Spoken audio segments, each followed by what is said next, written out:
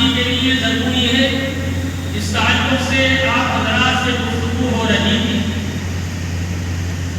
حدیث میں اللہ کے پیارے حبیب جناب محمد رسول اللہ صلی اللہ علیہ وآلہ وسلم نے ارشاد فرمایا، جو شخص 12 رکعتوں کی پابندی کرے گا اللہ تعالیٰ اس کے لیے جنت میں محل تعمیر فرما دیں گے۔ 4 رکعت ظہر سے پہلے، 2 رکعت ظہر کے بعد، 2 رکعت مغرب کے بعد، 2 رکعت عشاء کے بعد اور 2 رکعت نماز فجر سے پہلے۔ یہ 12 رکعتیں ہیں جن کو سنت مؤکدہ کہا جاتا ہے، یعنی جن کی تاکید حضور صلی اللہ علیہ وآلہ وسلم نے بہت زیادہ فرمائی، خود بھی ان سنتوں کا بہت زیادہ اہتمام فرمایا کرتے تھے۔ فجر سے متعلق میں عرض کر چکا ہوں، سب سے زیادہ تاکید فجر کی 2 سنتوں کی ہے۔ میں ظہر کی سنتوں کے بارے میں عرض کر رہا تھا۔ ظہر سے پہلے ایک سلام سے 4 رکعتیں پڑھنا سنت مؤکدہ ہے۔ اللہ کے پیارے حبیب جناب محمد رسول اللہ صلی اللہ علیہ وآلہ وسلم نے ارشاد فرمایا، جو شخص ظہر سے پہلے 4 رکعتیں پڑھے گا اور ظہر کے بعد 4 رکعتیں پڑھے گا، اللہ تعالیٰ اس پر دوزخ کی آگ کو حرام فرما دیں گے۔ ظاہر ہے کہ 4 رکعتیں فرضوں سے پہلے 2 سنت مؤکدہ ہیں اور فرضوں کے بعد 4 رکعتوں میں سے 2 رکعتیں سنت مؤکدہ ہیں اور 2 نفل ہیں۔ ایک دوسری روایت میں فرضوں کے بعد 4 رکعتیں پڑھنے کی فضیلت بیان فرماتے ہوئے اللہ کے پیارے حبیب جناب محمد رسول اللہ صلی اللہ علیہ وآلہ وسلم نے ارشاد فرمایا، جو شخص ظہر کے بعد 4 رکعتیں پڑھے گا، جہنم کی آگ اس کے چہرے کو نہیں چھوئے گی۔ معلوم ہوا کہ ظہر کے 4 فرضوں کے بعد 4 رکعتوں کا اہتمام بھی بڑی فضیلت والا عمل ہے۔ 2 سنت مؤکدہ اور 2 رکعت نفل۔ اب اگر کوئی شخص مسجد میں ظہر میں ایسے وقت پہنچتا ہے کہ اب فرض نماز کھڑی ہونے والی ہے، جماعت شروع ہونے والی ہے، تو ظاہر ہے کہ اس کو چاہیے کہ وہ سنتوں کی نیت نہ باندھے، کیونکہ اس کو 4 رکعت سنت پڑھنا ہے۔ لیکن اگر اس نے سنتوں کی نیت باندھ لی اور ایک ہی رکعت پڑھ پایا تھا کہ جماعت شروع ہو گئی، تو اس کو چاہیے کہ 1 رکعت اور ملا لے اور 2 رکعت پر سلام پھیر دے، پھر فرضوں کے بعد 2 سنتیں پہلے پڑھے، پھر ان 4 سنتوں کو ایک سلام کے ساتھ پڑھے۔ لیکن اگر اس نے 4 رکعت سنت کی نیت باندھی اور 2 رکعتیں پڑھ لی، تیسری رکعت بھی اس نے شروع کر دی، تو ایسی صورت میں اس کو چاہیے کہ وہ جلدی سے 1 رکعت اور ملا کر کے وہ 4 رکعت اپنی پوری کر کے جماعت میں شامل ہو جائے۔ جیسا میں نے فجر کی سنتوں کے بارے میں عرض کیا تھا، جس جگہ جماعت ہو رہی ہو وہیں پر سنتوں کی نیت نہیں ماننا چاہیے، ان سنتوں کو اس حصے میں ادا کیا جائے جہاں پر جماعت نہیں ہو رہی، کسی ستون کے سامنے، کسی کھمبے کے سامنے، کسی ایسی جگہ پر جو جماعت آنے سے علیحدہ ہے، وہاں پر سنتوں کا اہتمام ہو۔ ظہر میں تو ظاہر ہے کہ جماعت کھڑی ہو گئی، وہ آدمی وہ جماعت میں شریک ہو جائے گا، سنتیں بعد میں پڑھے گا۔ فجر میں کیونکہ سنتوں کی تاکید بہت زیادہ آئی ہے، اور اگر کسی نے فجر کی نماز فرض ادا کر لی ہے اور سنتیں اس کی رہ گئی ہیں، تو پھر اس کو سورج نکلنے کے 20 منٹ کے بعد پڑھنا ہے۔ اس لیے ان سنتوں کو جماعت کھڑے ہونے کے بعد بھی کسی ایسی جگہ پر پڑھا جا سکتا ہے جہاں پر جماعت نہیں ہو رہی ہے، صفیں بندی ہوئی نہیں ہے۔ تو یہ جمعے کے تعلق سے بھی یہی ہے کہ اگر کسی نے 4 سنتوں کی نیت باندھی جمعے سے پہلے کی اور ایک ہی رکعت پڑھ پایا تھا کہ خطبے کی اذان شروع ہو گئی، تو اس کو چاہیے کہ وہ 1 رکعت اور ملا لے اور 2 رکعت کا سلام پھیر لے۔ خطبہ جب ہو رہا ہو تو خطبے کا ادب یہ ہے کہ اس وقت نہ تو کسی قسم کی بات چیت ہے، نہ ادھر ادھر دیکھنا ہے، نہ تلاوت ہے، نہ ذکر ہے، نہ دعا ہے، نہ نماز ہے، تمام چیزیں خطبے کے وقت منع ہے۔ خطبہ بڑی اہمیت کا حامل عمل ہے اور یہی وجہ ہے کہ جمعے کے لیے خطبہ شرط ہے، بغیر خطبے کے جمعے کی نماز نہیں ہوگی۔ اور جیسا کہ میں نے سورہ جمعہ کی آخری رکوع کی جمعے کی فضیلت اور جمعے کے آداب بیان کرتے ہوئے وہ واقعہ عرض کیا تھا کہ ایک مرتبہ حضور صلی اللہ علیہ وسلم جمعے کا خطبہ دے رہے تھے، شام سے ضروریات اور خرد و نوش کی چیزیں بکنے کے لیے قافلے کی شکل میں آئی، اس کے ساتھ کوٹ تاشے تھے۔ جیسے ہی لوگوں کو قافلہ آنے کی، سامان تجارت آنے کی اطلاع ملی، لوگ خطبہ چھوڑ کر کے سامان تجارت کی طرف لپک گئے۔ صرف 12 آدمی حضور صلی اللہ علیہ وآلہ وسلم کے ساتھ موجود چلے گئے تھے، اکثر لوگ چلے گئے تھے۔ اللہ تبارک و تعالیٰ کو یہ عمل بہت زیادہ ناپسند آیا، قرآن مجید کی آیت شریفہ نازل فرما دی، وَإِذَا رَأَوْا تِجَارَةً أَوْ لَهْوًا انفَضُّوا إِلَيْهَا وَتَرَكُوكَ قَائِمًا۔ جب انہوں نے سامان تجارت کو دیکھا اور اس کے ساتھ دو تاجے اور مخمارے اور باجے گانے بج رہے تھے، اس کو سنا، انفضوا إِلَيْهَا، اس کی طرف لپک پڑے، وَتَرَكُوكَ قَائِمًا، اور آپ کو تنہا خطبہ دیتے ہوئے چھوڑ کر کے چلے گئے۔ قُلْ مَا عِندَ اللَّهِ خَيْرٌ مِّنَ اللَّهْوِ وَمِنَ التِّجَارَةِ، آپ فرما دیجیے نبی صلی اللہ علیہ وآلہ وسلم، اللہ کے پاس جو ہے وہ زیادہ بہتر ہے اس تجارت سے اور اس لہو و لعب سے، واللہ خیر الرازقین، اور اللہ تعالیٰ بہترین رزق دینے والا ہے۔ اس آیت کی تفسیر میں میں نے یہ بھی عرض کیا تھا کہ اس وقت جمعے کا خطبہ بعد میں ہوا کرتا تھا، جیسا کہ عید کی نماز میں پہلے نماز عید ہوتی ہے تو خطبہ ہوتا ہے، اس وقت بھی آپ کا یہی عمل تھا۔ اس واقعے کے بعد آپ نے اپنا طرز عمل اللہ تعالیٰ کی وحی کے مطابق بدل دیا، پہلے آپ نے خطبہ ارشاد فرمایا اور بعد میں جمعے کی نماز پڑھی، جیسا کہ اب ہوتا ہے۔ تو جمعے کے خطبے کی بڑی اہمیت ہے، تو اگر آپ نے کسی نمازی نے 4 رکعت سنت کی نیت باندھی اور ایک ہی رکعت پڑھ پایا تھا کہ خطیب منبر پر بیٹھ گیا، خطبے کی اذان شروع ہو گئی، اس کو چاہیے کہ 1 رکعت اور ملا لے اور 2 رکعت پر سلام پھیر دے، توجہ کے ساتھ خطبہ سنے، نماز میں شریک ہو، پھر اس کے بعد جو 4 سنتیں ہیں بعد کی وہ پڑھے، پھر اس کے بعد یہ 4 سنتیں ایک سلام کے ساتھ پڑھیں۔ اور اگر 2 رکعتیں ہو گئی کہ تیسری رکعت بھی اس نے شروع کر دی، خطبے کی اذان شروع ہو گئی، خطبہ شروع ہو گیا، تو اس کو چاہیے کہ پھر 1 رکعت اور ملا لے۔ لیکن ایسے وقت میں ہمیں یہ بھی خیال کرنا چاہیے کہ اس وقت مختصر تلاوت کے ذریعے ہم اپنی نماز مکمل کرتے ہیں۔ بعض لوگ دیکھا جاتا ہے مغرب میں باہر نماز ہو رہی ہے، گھٹا آ رہی ہے، لوگوں کو یہ بھی ہوتا ہے کہ صاحب باہر پڑھاؤ، اندر مت پڑھاؤ، 5-7-8 منٹ کی فرض نماز ہوتی ہے، لیکن ساری گرمی اور سارے کولر پنکھے اور سارے انتظام ان کو اسی وقت نظر آتا ہے۔ بہرحال باہر نماز ہوئی اور ان کا بازی شروع ہو گئی، تو اب ایسے وقت میں بعض لوگ لمبی لمبی نمازیں پڑھنے لگتے ہیں، ان کو یہ خیال نہیں ہوتا کہ یہ کولر مسجد کے پنکھے چل رہے ہیں، کولر چل رہے ہیں، بورڈ لگے ہوئے ہیں، یہ خراب ہو جائیں گے، جل جائیں گے، اپنے گھر میں بھی آپ ایسا کرتے ہیں، جہاں نمازیں دیکھ جائیں گی، ان کا سوچنا مشکل ہو جائے۔ ایسے وقت میں آدمی کو چاہیے کہ مختصر نماز کرے، یہ سمجھ کی بات ہے، دین میں سمجھ سے تفقہ کی بات ہے۔ اس وقت اس چیز کی کتنی ضرورت ہے، اس کو سمجھنے کی ضرورت ہوتی ہے۔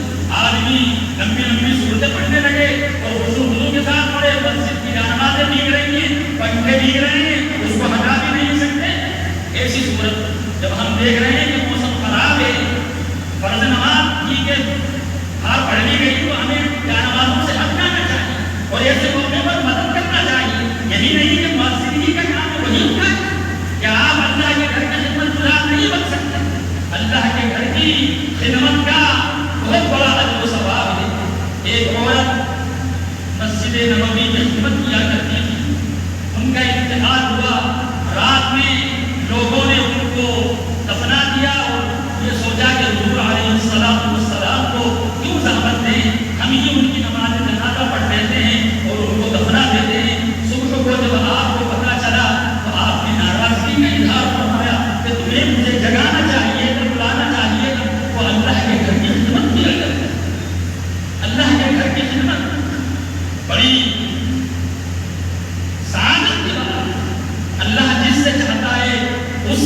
کی خدمت لیتا ہے، اپنے گھر کی خدمت لیتا ہے، مسجدوں کی خدمت لیتا ہے، مدرسوں کی خدمت لیتا ہے، دفاعی اور ملی اور دینی کاموں کی اور بے سہارا لوگوں کی مدد کا کام سے کیا کرتا ہے۔ اللہ جس سے چاہتا ہے اس سے لیتا ہے، تو اس کو آدمی سعادت سمجھے۔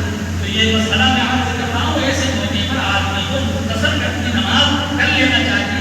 تو اگر وہ تیسری رکعت بھی پہنچ چکا تھا اور خطبہ شروع ہو گیا تو اس کو چاہیے کہ جلدی سے ایک رکعت اور پوری کر لے اور وہ خطبے کی طرف متوجہ ہو جائے۔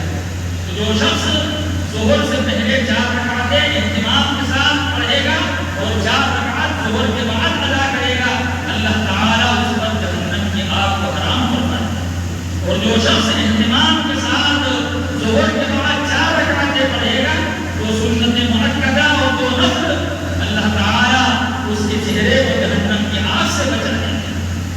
حدیث میں یہ بھی آتا ہے، اللہ کے پیارے رسول صلی اللہ علیہ وآلہ وسلم زوال شمس کے بعد ظہر سے پہلے 4 رکعتیں پڑھا کرتے ہیں۔ آپ نے فرمایا یہ وقت ایسا ہوتا ہے انہا ساعۃ تفتح فیہا ابواب السماء، یہ ایسی بڑی ہوتی ہے جس میں آسمان کے دروازے کھول دیے جاتے ہیں۔ میں چاہتا ہوں کہ ایسے وقت اللہ تعالیٰ کے ہاں میرا کوئی نیک عمل پہنچنا چاہیے۔ بعض علماء فرماتے ہیں کہ یہ 4 رکعتیں زوال کے بعد ظہر سے پہلے یہ 4 سنت مؤکدہ کے علاوہ تھی۔ بعض علماء فرماتے ہیں کہ یہ ظہر سے پہلے 4 رکعتیں سنت مؤکدہ ہی تھی، کیونکہ ظہر کی نماز کا وقت زوال کے بعد شروع ہوتا ہے۔ اور ہمارے مسلک احکام کے اعتبار سے ہر چیز کا سایہ 2 مثل ہو جائے۔ جب زوال ہو رہا ہو، کوئی لکڑی، کوئی پیٹ یا کوئی ایسی لمبی چیز آپ زمین میں دھوپ کے اندر رکھیں، اس کا سایہ بالکل اس کے پاس میں رہے۔ پھر جیسے جیسے دن ڈھلنے لگے گا وہ سایہ بڑھتا جائے۔ تو جو آپ نے لکڑی رکھی یا پیڑ رکھا، زوال کے بعد دھوپ کے اندر جو اصلی سایہ اس وقت اس چیز کا جہاں پر پڑ رہا تھا آپ وہاں نشان لگا دیں، پھر اسی چیز کو ناپیے، تو ایک مرتبہ اس چیز کو زمین پر رکھیے، پھر وہاں نشان لگا کر کے پھر اسی چیز کو اس کے آگے رکھیے۔ یہ 2 مثل ہو جائے گا۔ جب تک 2 مثل رہے گا تو کا وقت باقی رہے گا، اصل کا وقت شروع نہیں ہوگا۔ بقیہ ائمہ کے نزدیک مثل پر ظہر کا وقت ختم ہو جاتا ہے اور عصر کا وقت شروع ہو جاتا ہے۔ بہرحال ہم مسلک احناف پر عمل کرتے ہیں، ہمارے ہاں ظہر کا وقت ہر چیز کا سایہ اصلی چھوڑ کر 2 گنا جب تک ہو جائے اس وقت تک ظہر کا وقت ہوگا۔ آج تک تقریباً 5:10 تک ظہر کی نماز کا وقت ہے۔ اتنا طویل وقت 12:35 12:40 سے لے کر 1:40 2:40 3:40 4:40 یہ 4.5 گھنٹے ظہر کا وقت ہے۔ ہمیں مسئلہ معلوم نہیں ہوتا، ہم ناواقفیت کی وجہ سے یہ سمجھتے ہیں کہ جامع مسجد میں ظہر کی نماز 2 بجے ہوتی ہے، اب 2-2:30 بجے پڑھ لو جو ٹھیک ہے، آپ کو پتہ ہو گئی اب نہیں۔ ارے ہر چیز کا سایہ 2 مثل جب تک نہ ہوگا اس وقت تک ظہر کی نماز کا وقت ہے۔ آپ جب بھی ادا کریں گے آپ کی نماز ادا ہی کے گئی جتنی اللہ نے گنجائش رکھی۔ اسی طریقے سے جو 4 سنت مؤکدہ ہیں ان کو پڑھنے کے بعد دنیاوی مشاغل میں مشغول نہیں ہونا چاہیے۔ وہ سنتیں پڑھی، اس کے بعد آپ تلاوت کیجیے، ذکر کیجیے، دعا کیجیے اور فرضوں میں شامل ہو جائیے۔ یہ نہ کیجیے کہ آپ نے سنتیں پڑھ لی، اب آپ دکان پر بیٹھ گئے، کیا کریں آپ جو ہے کھانا کھانے لگے۔ بعض علماء کے نزدیک تو اگر نماز کے منافی کوئی عمل کر لیا تو وہ سنت مؤکدہ ادا ہی نہیں ہے، دوبارہ پڑھنا ہے۔ لیکن بعض علماء فرماتے ہیں کہ سنتیں تو اس کی ظہر کی 4 پہلے والی شمار کر لی جائیں گی، لیکن اجر و ثواب کم ہو جائے گا۔ اس لیے آدمی کو چاہیے، اور اس کا اندازہ بھی لگا لیجیے، آپ فرض ادا کر لیجیے اور کسی ضرورت سے آپ چلے جائیے۔ اب آپ جو بعد کی نماز پڑھیں گے وہ خشوع اور خضوع کی کیفیت نہیں ہوگی جو فرضوں کے فوراً بعد پڑھنے میں آدمی کا نماز کے اندر اچھی لگتا ہے۔ نماز خشوع اور خضوع کے ساتھ ہونا چاہیے، ہر چیز کو پیچھے چھوڑیے، نماز کو مقدم رکھیں۔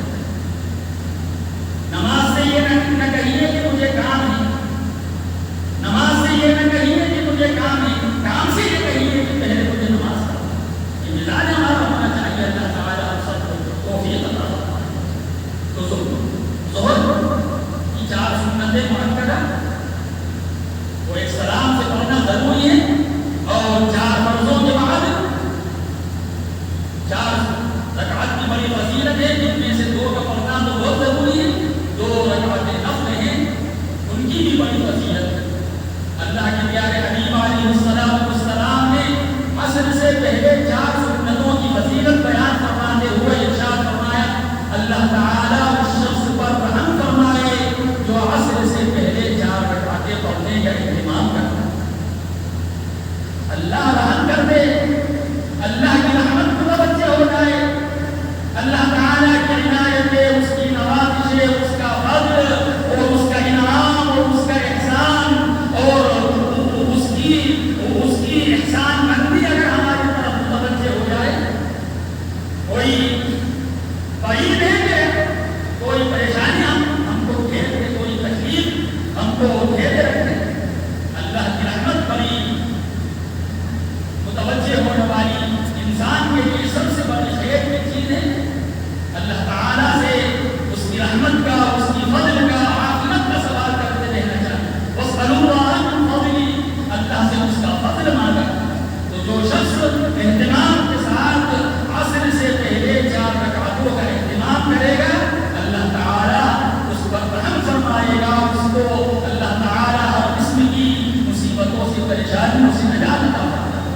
یہ چار رکعتیں سنتیں غیر مؤکدہ ہیں، اگر وقت ہو تو چار بھی پڑھی جا سکتی ہے، اور اگر وقت نہیں ہے تو دو رکعت بھی پڑھی جا سکتی ہے۔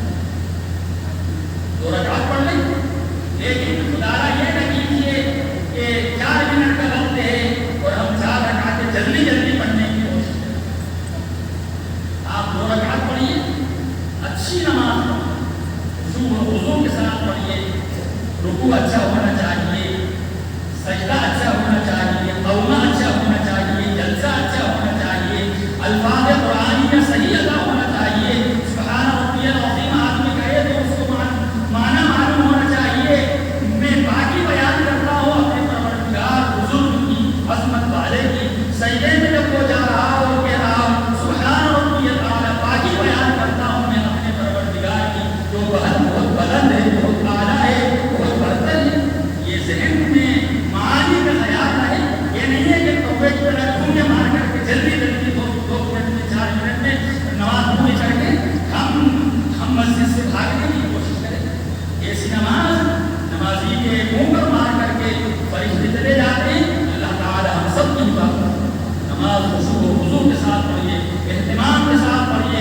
یہ مناجات ہے اللہ تعالیٰ سے ہم کلامی کا شرف ہے۔ 5 مرتبہ بندہ اللہ تعالیٰ کے حضور میں حاضر ہوتا ہے اور اپنی فریاد رکھتا ہے، اللہ تعالیٰ سے باتیں کرتا ہے، اسی وقت جب کہ اس کی نماز میں خشوع و خضوع والی کیفیت ہے۔ ورنہ ایک روٹین آدمی کا بن جائے، جلدی جلدی آدمی نماز پڑھے، اللہ تبارک و تعالیٰ ایسی نماز کی طرف توجہ بھی نہیں فرماتا۔ مَا مِن مُصَلٍّ إِلَّا وَمَلَكٌ عَنْ يَمِينِهِ وَمَلَكٌ عَنْ يَسَارِهِ، جو بھی آدمی نماز پڑھتا ہے اس نمازی کے داہنی طرف ایک فرشتہ کھڑا ہوتا ہے اور بائیں طرف ایک فرشتہ کھڑا ہوتا ہے۔ فَإِنْ أَتَمَّهَا عَوَجَا بِهَا، اگر اس نماز کو وہ مکمل کر دیتا ہے وہ دونوں فرشتے اس کو آسمان کی طرف اٹھا کر کے لے جائیں۔ وَإِن لَّمْ يُتِمَّهَا ضَرَبَا بِهَا